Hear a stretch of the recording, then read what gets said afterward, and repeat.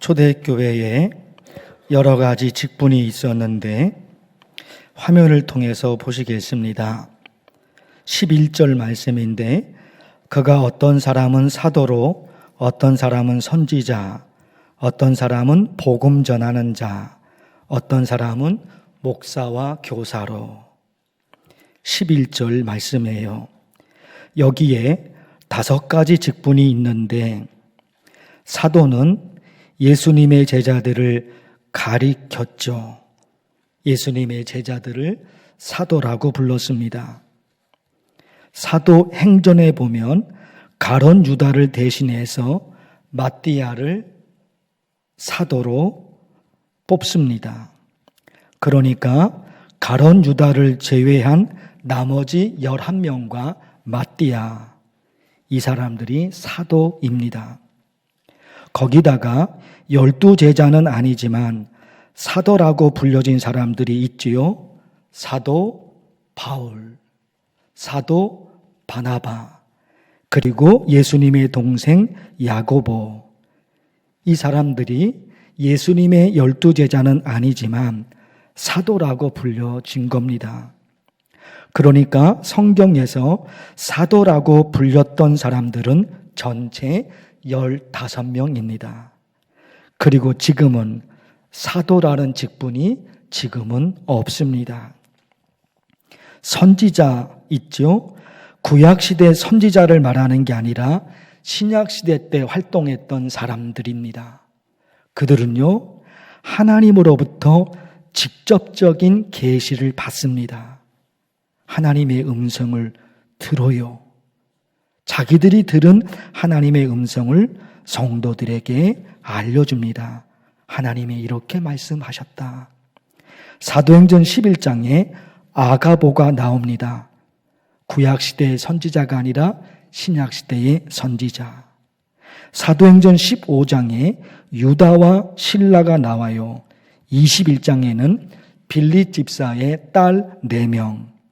이 사람들이 선지자 사역을 구약시대 말고요, 초대교회 시대 때, 신약시대 때 선지자 사역을 이들이 감당했습니다. 마찬가지로 지금은 이 직분이 없습니다. 사도라는 직분, 선지자라는 직분이 지금은 없어요. 복음 전하는 자가 나오죠? 한 교회에 머물러 있는 게 아니라 돌아다닙니다. 한 교회에서 목회하는 것이 아니라 자기 교회가 없어요. 대신 여기저기 돌아다니면서 복음을 전합니다. 초대교회 때 많았죠. 그러나 지금은 이 직분도 지금은 없습니다. 마지막으로 목사와 교사가 있어요. 서로 다른 사람을 말하는 게 아니라 목사에게 가르치는 기능이 있어서 목사와 교사로 표현을 한 겁니다. 서로 다른 사람, 서로 다른 기능을 말하는 것이 아니라 목사에게는 가르치는 기능이 있거든요. 그래서 목사와 교사 표현한 겁니다. 목사 직분은 아시는 대로 초대교회 이후부터 지금까지 목사 직분은 이어지고 있습니다. 그런가 하면 초대교회에 있었던 또 다른 직분이 바울 서신에 기록이 되어 있어요. 지금은 에베소서 말씀인데 바울 서신, 사도 바울이 기록한 바울 서신 전체를 보면 거기에 초대교회에 있었던 또 다른 직분이 있습니다. 감독과 장로, 그리고 집사라는 직분이 있었어요. 초대교회 때. 감독과 장로, 이 직분은 처음에는 같은 의미로 불렀습니다. 감독 혹은 장로, 같은 의미로 불렀어요. 처음에는. 그러나 나중에 세월이 지나 가르치는 장로와 다스리는 장로로 구분이 됩니다. 감독이다, 혹은 목사다, 혹은 장로다. 같은 의미가 처음에는 같은 의미로 불렀단 말입니다. 그런데 이제 구분이 돼요. 가르치는 장로와 다스리는 장로.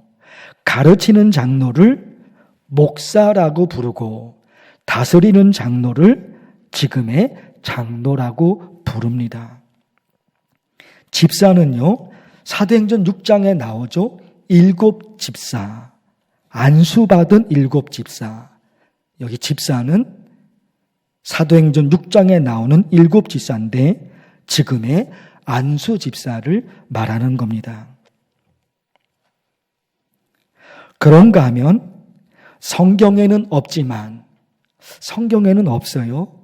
그런데 초대교회 이후에 필요에 따라 만들어진 직분이 있습니다. 지금까지 말씀드린 내용은 성경에 있는 직분입니다. 사도, 선지자, 복음 전하는 자, 목사와 교사. 그 중에는 사라진 직분도 있고 또 그 중에는 지금까지 이어지는 직분이 있죠. 감독과 장로, 그리고 집사. 이런 직분은 성경에 기록되어 있는 직분들이라 말입니다. 그런데 성경에는 없지만 초대교회 이후에 필요에 따라 만들어진 직분이 있어요. 보실까요? 권사, 그리고 조사, 그리고 영수, 그리고 서리 집사. 성경에는 없어요, 이런 직분이. 성경에는 없지만 초대교회 이후에 필요에 따라 만들어진 겁니다. 권사는 그 시작이 감리교회에서 시작이 됐어요. 감리교회에서 권사라는 직분이 시작이 되었는데 우리 교회로 얘기하면 목장을 인도하는 사람을 권사라고 감리교회에서 불렀습니다. 우리 교단에서는 목사를 도와 신방하는 여자 성도를 권사라고 불렀고 우리 교단에서는 여성에게만 권사 직분을 줍니다. 그러나 감리교회에서는 남자에게도 권사 직분을 줘요. 서리 집사로 있다가 4년, 5년 정도 지나면 권사 직분을 준다 말입니다. 조금 다르죠? 조사는 여러분 처음 들어봤을 거예요. 조사는 우리나라에 있었던 겁니다. 조사. 이 조가 도울조예요. 도울조. 돕는다. 우리나라에 복음이 들어왔던 초창기 때 목사를 도와주는 사람을 조사라고 불렀어요. 도울조거든요. 도와주는 사람. 목사를 도와주는 사람을 조사라고 불렀어요. 나중에 이 조사가 전도사라는 직분으로 바뀌어집니다. 전도사라는 직분으로 바뀌어져요. 영수라는 직분이 있었어요. 영수는 장로님을 도와주는 사람을 영수라고 불렀어요. 우리나라 초창기 때 있었던 직분입니다. 그런데 지금은 이 직분이 없지요. 영수라는 직분은 없습니다. 마지막으로 서리 집사를 세웠어요. 서리 집사가 뭐 하는 사람이냐? 안수 집사를 도와주는 사람이 서리 집사예요. 안수 집사님을 도와줘요. 서리 집사로 불렀죠. 지금은 이 직분 그대로 지금 이어지고 있죠. 다만 우리 교단에서는 서리 집사라는 명칭이 공식 명칭인데 우리 교단에서 올해부터 앞에 서리는 빼고 집사라고 부릅니다. 구분이 되죠? 안수 집사님은 안수 집사님 그렇게 불러야 되고 서리 집사는 그냥 집사 이렇게 불러야 되는 겁니다. 지금까지 성경에 기록된 직분과 초대교회 이후에 새롭게 만들어진 직분을 전체를 다 말씀을 드렸습니다. 우리 교회가 5월 셋째 주일에 항종직 선거를 합니다. 장로님 5분, 남자 2명, 여자 3명, 안수집사님, 권사님 각각 10명 항종직을 뽑습니다. 초대교회 때나 그리고 지금이나 직분자를 뽑는 이유가 뭐냐 하는 거예요. 왜 장로님을 뽑고 왜 안수 집사님, 왜 권사님을 뽑을까? 이유가 있을 거란 말이죠. 이유가. 그러니까 이 이유가 있는데 이 이유 항종직을 뽑는 목적, 그게 있을 거란 말입니다. 그걸 모르면 장로님이 되셔도 역할을 모르잖아요. 내가 왜 장로로 뽑혔는지 이유를 모르면 못하는 거예요. 내가 왜 안수 집사로 뽑혔지? 내가 왜 권사로 뽑혔지? 뭐하라고 하나님이 나를 뽑아주셨지? 뭐하라고 나를 목사로 세워주셨지? 뭐하라고 나를 집사로 세워주셨지? 이거 모르면 그냥 장로님은 장로님인데, 안수 집사님은 안수 집사님인데, 권사님은 권사님인데 아무것도 안 해버리잖아요. 직분이 복이 되는 게 아닌 거예요. 그렇게 돼버리면. 그러니까 뽑는 것도 중요하지만 왜 뽑냐 이거예요. 그들을 왜 뽑냐 하는 거예요. 오늘 말씀에 보니까요, 12절 이는 성도를 온전하게 하여 봉사의 일을 하게 하며 그리스도의 몸을 세우려 하심이라. 왜 뽑아요? 그리스도의 몸. 그리스도의 몸이 교회. 그리스도의 몸. 교회는 그리스도의 몸입니다. 그 그리스도의 몸을 세우기 위해서 12절 앞에 뭐가 있는 거예요? 11절이 있는 거예요. 11절은 지금 앞에서 다 설명을 드렸잖아요. 성경에 기록된 직분, 그리고 초대교회 이후에 만들어진 직분, 이 직분을 11절에 있는 거예요. 말씀을 드렸어요. 그리고 바로 12절이 오는 거예요. 왜 그래요? 11절에 이런 사람들을 뽑는 이유, 이런 사람에게 이런 직분을 주는 이유는, 그 목적이 12절에 있다는 거예요. 12절이요? 그리스도의 몸을 세우는 거예요. 그게 뭘까요? 그리스도의 몸을 세운다는 게 뭘까요? 쉽게 얘기하면 교회가 부흥되는 거죠. 그렇죠? 그리스도의 몸을 세우는데 그 세우는 게 뭐냐 말이에요. 교회가 부흥이 되는 거죠. 전에는 10명 모였는데 이제는 20명 모여요. 전에는 100명 모였는데 이제는 200명 모여요. 그리스도의 몸을 세우는 거예요. 그런데 참 숫자도 중요하지만 숫자보다 더 중요한 것은요, 그 부흥이 어떤 부흥이냐 하는 거예요. 이게 중요해요. 세상은 교회가 크면 참 좋은 교회라고 생각할 수 있지요. 교회가 작으면 뭐 하다가 저 교회는 저렇게 작을까? 저 목사님은 왜 몇 명밖에 전도를 못했을까? 그러지요. 사람은 그렇게 되는 거예요. 작은 것과 큰 것을 크게 기준으로 삼아버린단 말입니다. 하나님도 그렇게 보실까요? 하나님도 그렇게 보실까요? 그럴 수도 있지만 그렇지 않을 수도 있는 거예요. 그러니까 성도들의 숫자를, 출석 교인을 늘리는데 그게 부흥이지만 그 부흥이 어떻게 왔느냐 하는 거예요. 사도행전에 보면 그러시죠. 주께서 구원받는 사람을 날마다 더하게 하시느니라. 하나님이요.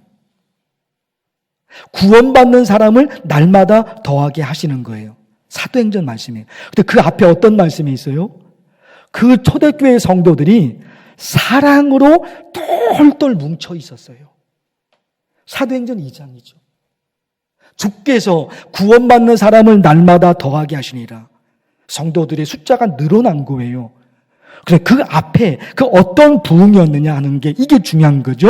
초대교회 성도들은 사랑으로 똘똘 뭉쳐져 있었던 거예요. 사랑으로 똘똘 뭉쳐져 있었어요. 그런 의미에서 12절에 그리스도의 몸을 세웁니다. 성도들의 숫자가 늘어나는 거죠. 그러나 그 앞에 중요한 게 있는 거예요.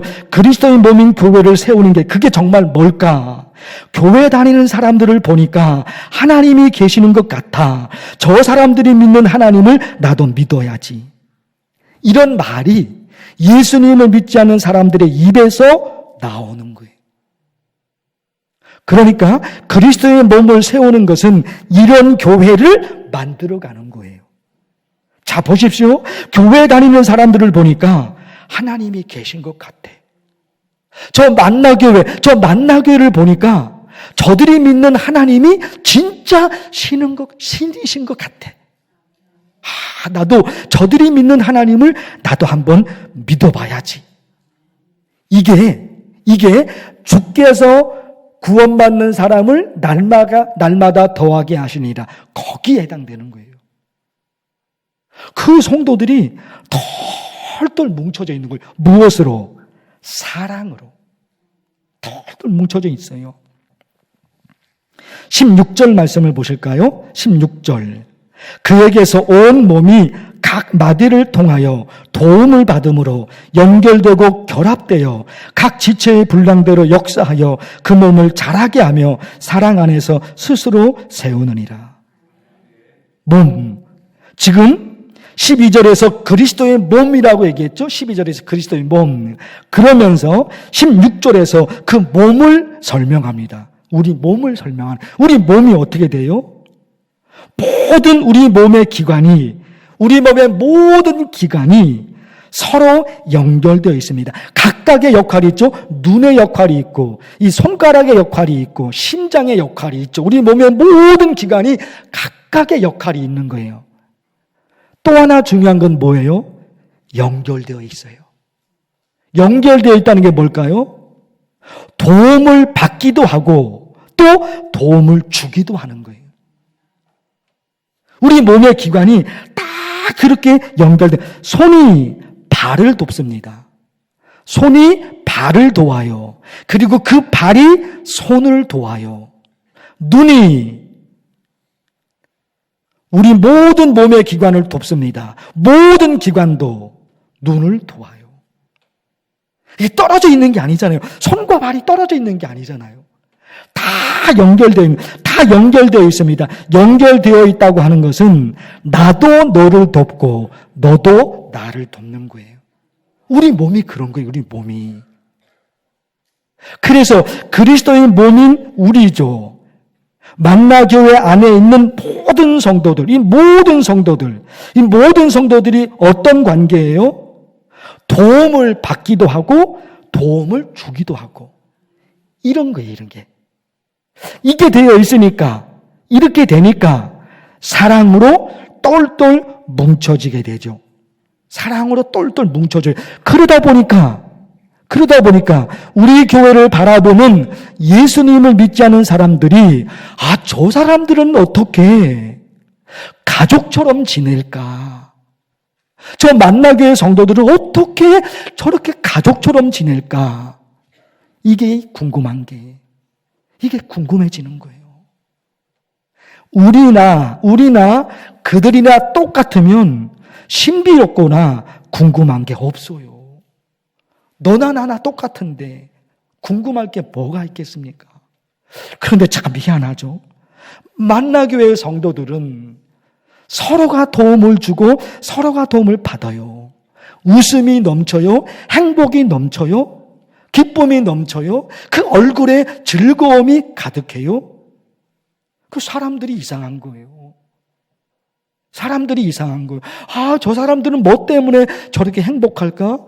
이상한 거예요. 궁금해지는 거예요. 그것이 주께서 구원받는 사람을 날마다 더하게 하시니라. 크게. 우리 교회 성도들이 주일에 교회에서 예배드리는 인원이 유치부서부터 어른에 이르기까지 360명이 현재 예배를 드리고 있습니다. 코로나 전에는 600명이 교회에서 예배를 드렸어요. 어찌되었든지 간에 우리 몸의 모든 기관이 서로 연결되어 있어서 서로 도와주고 혹은 서로 도움을 받고 그러는 것처럼 우리 교회 600명 이 모든 성도들이 서로 도움을 주고 서로 도움을 받고 그리하여 마음과 마음이 통하고 그리하여 기쁨과 웃음과 행복이 넘치는 교회 그렇게 만들어 가는 거예요.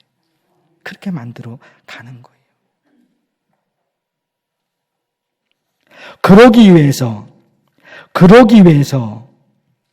우리 교회는 어떤 사람을 장로님으로, 어떤 사람을 안수집사로, 어떤 사람을 권사로 뽑아야 할까? 나랑 친하다고? 에라 모르겠다. 그냥 뽑아버리자. 절대로 안 돼요. 우리 가족이니까? 아니에요, 여러분. 아니에요, 여러분. 오직 한 가지가 있는 거예요. 누구를 장로님으로, 누구를 권사님으로, 누구를 안수집사로 뽑을까? 누구를 뽑을까요?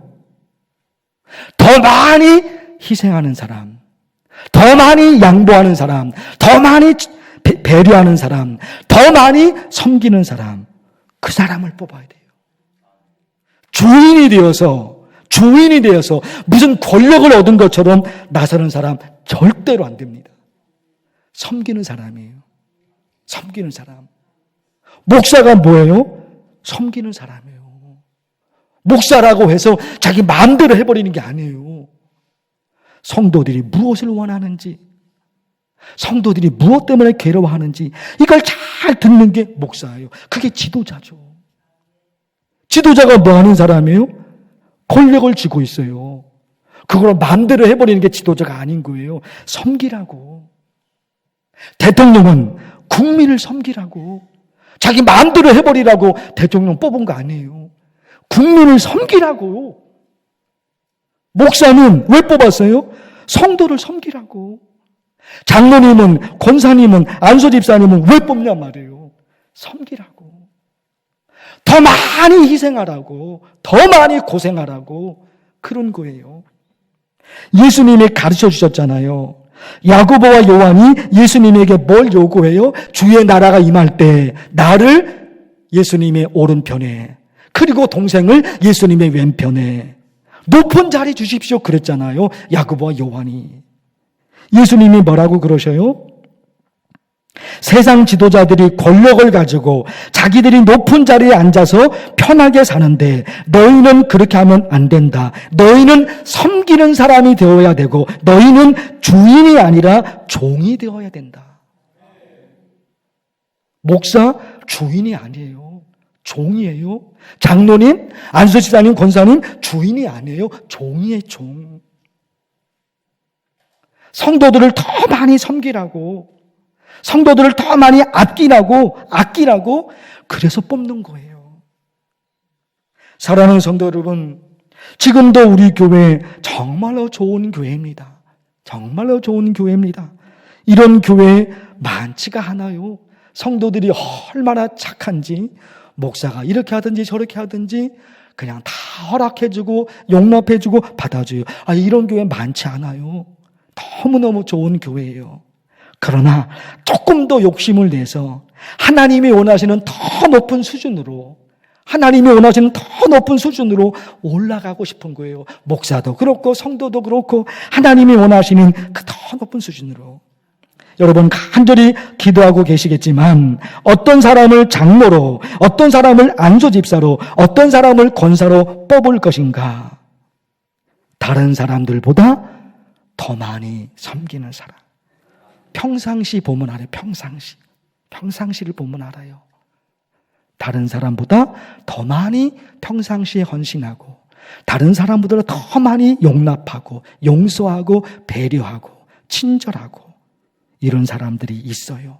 이런 사람을 장로 혹은 권사 혹은 안수집사로 뽑아서 그들로 인해 우리 교회가 한 단계 더 높아지는 교회가 되기를 축원합니다. 하나님 아버지, 하나님의 말씀을 들었습니다. 특별히 5월 셋째 주일에 장로님 남자 2명, 여자 3명, 안수집사님, 권사님 각각 10명을 뽑습니다. 하나님께서 원하시는 일꾼, 더 많이 봉사하고, 더 많이 양보하고, 더 많이 희생할 사람, 주인이 아니라 종이 되어서 성도들을 섬길 사람, 그가 누구인지 그가 뽑혀지게 하옵소서. 예수님의 이름으로 기도하옵나이다. 아멘.